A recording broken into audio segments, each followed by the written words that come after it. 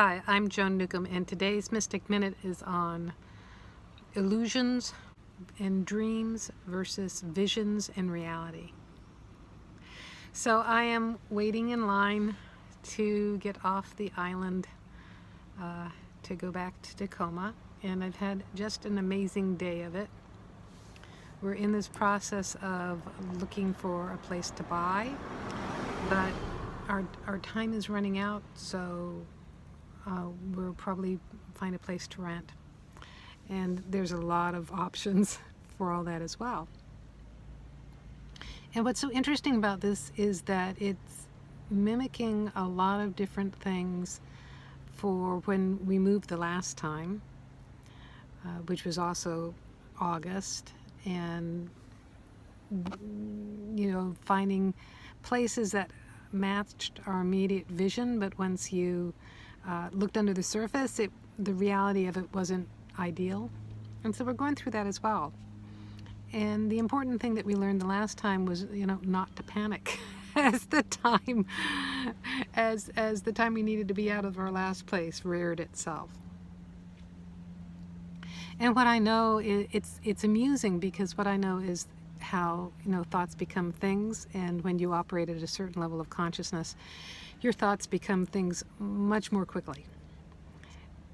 And I am aware that my thoughts are guided by my mind, which is the computer aspect of me, the GPS aspect of me that is supposed to help me navigate, but the maps aren't always upgraded, so it is operating off of old programming, old directions, and not necessarily in my highest interest. So we're also keeping an open mind as we are looking for things to reveal themselves, and I know at the end of this it's going to be bigger than we could possibly imagine. And not fully knowing exactly what that's going to look like drives my mind crazy, drives the little aspect of me that wants to have a forwarding address, wants to be in charge of everything, drives that crazy.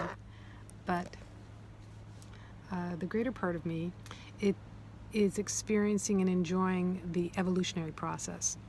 So, for instance, I came on the island today to talk to a woman who is thinking about putting her house on the market.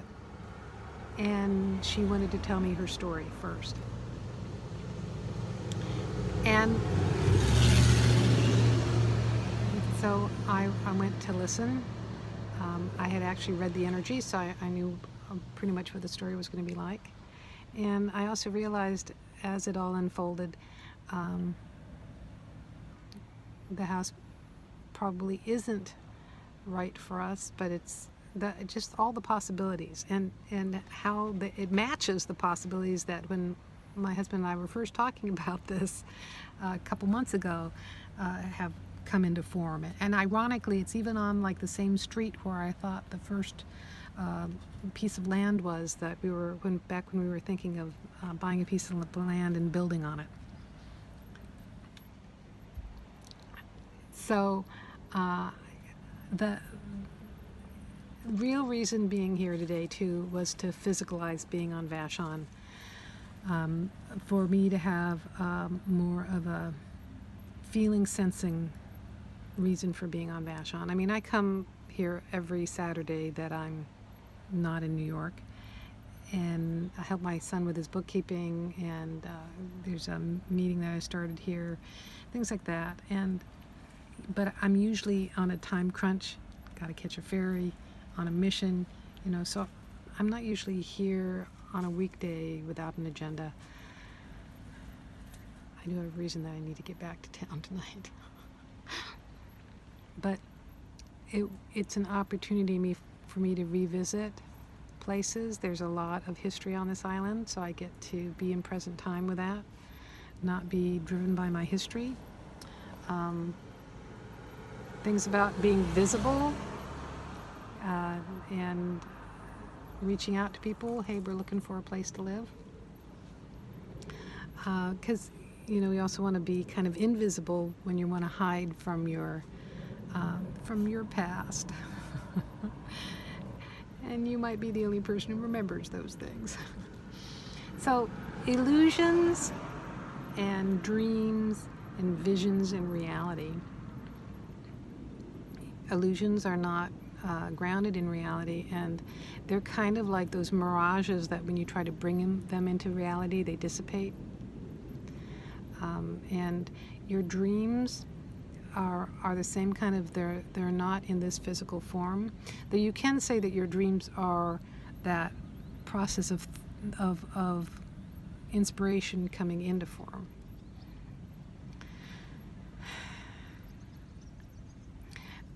And I think of vision more as a conscious, active, creating a visual communication to your greater self as consciousness.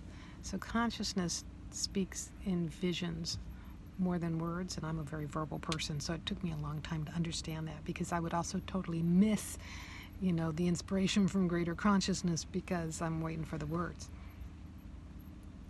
But you can be communicating to greater consciousness, to your greater self, with vision boards and things like that. I poo-pooed vision boards for many years, and there's still an aspect of it that doesn't work for me, because, as I said, I'm not a visual person, so the communication aspect didn't work. But having a vision is just another form of communication back and forth between physical form and consciousness.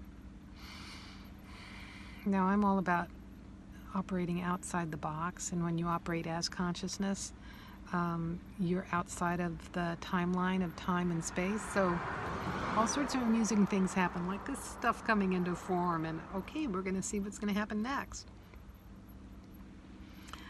It can drive you a little crazy if you want to have a really solid, firm time plan.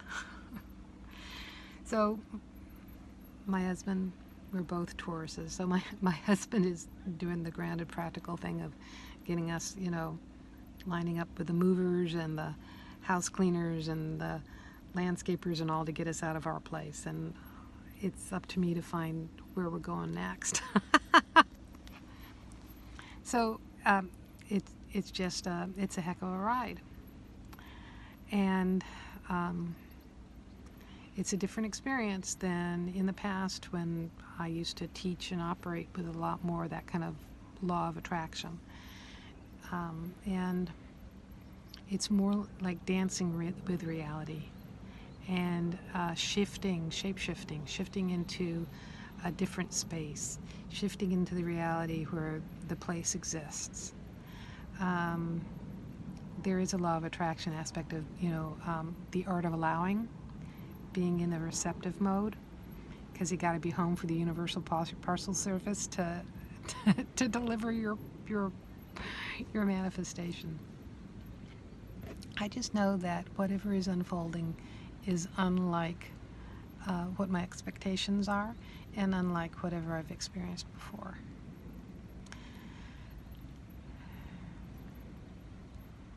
And, no matter what is going on in your storyline, whatever is going on in the world storyline, you can be operating as consciousness in this sense of mystery and wonder and amusement.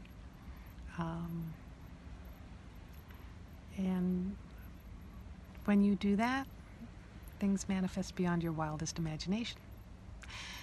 If you like these videos, you can subscribe to them on YouTube and also sign up below to get them in your inbox. If you want to know more, my website is joan-newcomb.com.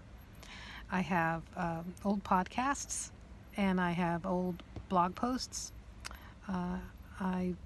Maybe in the fall I'll go back to writing weekly newsletters again. But I seem to be doing these videos regularly, so either here or in New York. So if you are interested in knowing how to navigate your life as consciousness in some playful games that you can use to shift your reality, go to my website, joan-newcomb.com, and look at my coaching programs. So go to joan-newcomb.com, and I'll see you next week with another Mystic Minute.